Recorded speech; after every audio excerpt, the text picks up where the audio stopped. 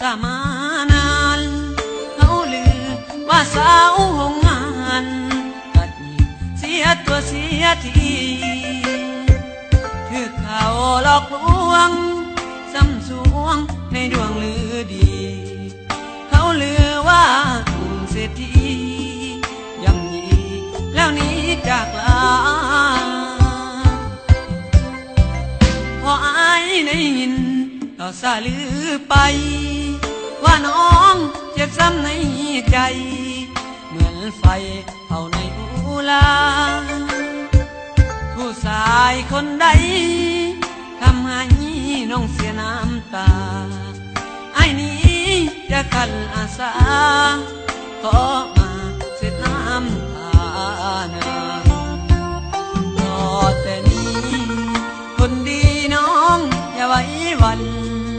ถึงเขาคนนั้นจากไปอายจะหักไว้บ่นายนี้ลูกอยู่ในท้องของน้องบ่ต้องสิ้นหวังไอ้ขอเป็นพ่ออีนางขอเพียงนางน้องอย่าลายใจไอ้ขอสมัครเป็นคู่จอมขวัญขอเพียงแต่สาวงาน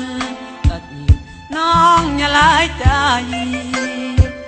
อดีตผ่านมาคิดเสียว่าเป็นฝันผ่านไป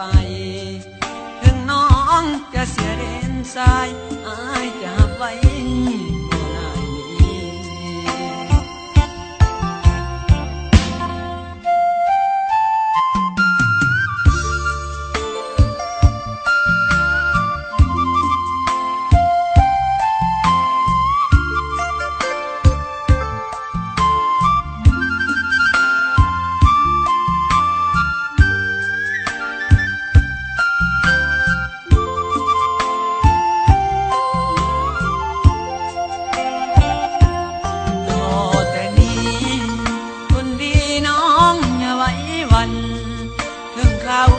คนนั้นจากไปอายจะหักไว้บ่นายนี้ลูกอยู่ในท้องของน้องบ่ต้องสิ้นหวังอายขอเป็นพ่ออีนางขอเพียงนางน้องอย่าลายใจอายขอสมัครเป็นคู่จอมขวัญขอเพียงแต่สาวงานตัดหยิบน้องอย่าลายใจ